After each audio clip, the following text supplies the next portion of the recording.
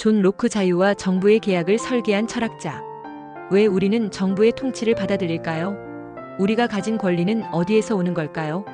17세기 한 남자는 이러한 질문에 답하며 새로운 정치 사상의 문을 열었습니다.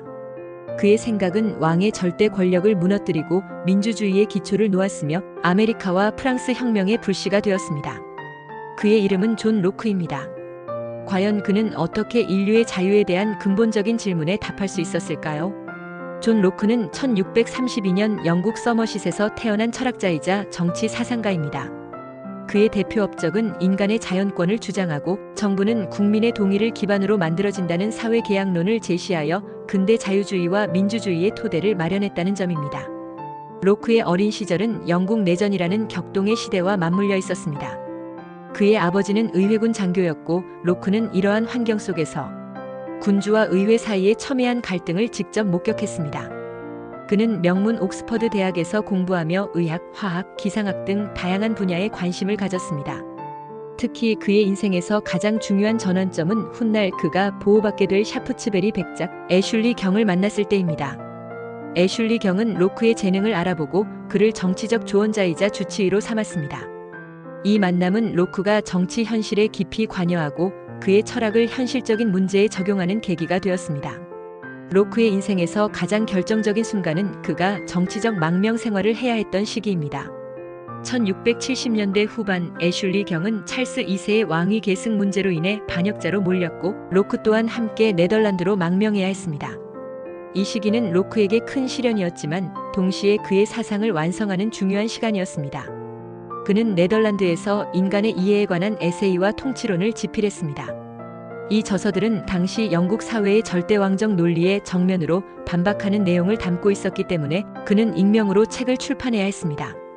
이처럼 위험을 감수하며 집필했던 그의 사상은 이후 명예혁명과 함께 빛을 보게 됩니다. 로크의 대표적인 업적은 그의 저서 통치론에 담긴 정치 사상입니다. 그는 정부가 신의 뜻에 의해 통치하는 것이 아니라 국민의 생명, 자유, 재산이라는 세 가지 자연권을 보호하기 위해 국민의 동의로 세워진 것이라고 주장했습니다.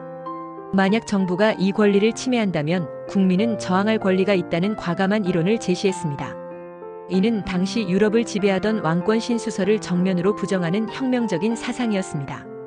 그의 사상은 이후 몽테스키웨의 삼권 분립, 루소의 인민주권론에 영향을 주었고 특히 미국 독립선 업문의 기초가 되어 자유와 정의라는 민주주의의 핵심 가치를 확립하는 데 지대한 영향을 미쳤습니다. 로크는 우리가 흔히 생각하는 완벽한 사상가와는 조금 다른 면모를 가지고 있었습니다. 그는 평생 미혼이었으며 건강이 좋지 않아 평생 천식에 시달렸습니다. 그는 친구들과의 대화를 즐겼고 자신의 사상을 글로 옮길 때도 대화하듯 쉽게 설명하려 노력했습니다. 또한 그는 금융과 무역에도 관심이 많아 영란은행 설립에 기여하기도 했습니다.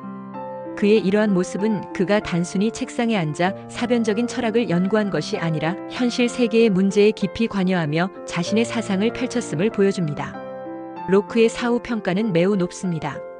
그는 근대 자유주의의 아버지이자 계몽주의의 선구자로 불립니다. 그의 사상은 민주주의 국가의 헌법과 법률에 깊숙이 스며들어 있으며 오늘날에도 전 세계적으로 논의되는 인권, 소유권, 저항권의 근본적인 개념을 제시했습니다. 하지만 그의 사상이 재산권을 강조하고 식민주의를 옹호했다는 비판도 존재합니다. 그럼에도 불구하고 그는 인간의 자유와 이성의 힘을 믿고 권력이 아닌 국민의 동의가 정당한 통치의 근거임을 증명하려 했던 위대한 사상가였습니다. 존 로크는 정부의 권력이 아니라 국민의 동의가 중요하다고 말했습니다. 오늘날 우리는 정부의 어떤 행동에 가장 큰 동의를 표하며 어떤 부분에 가장 큰 저항을 느끼시나요?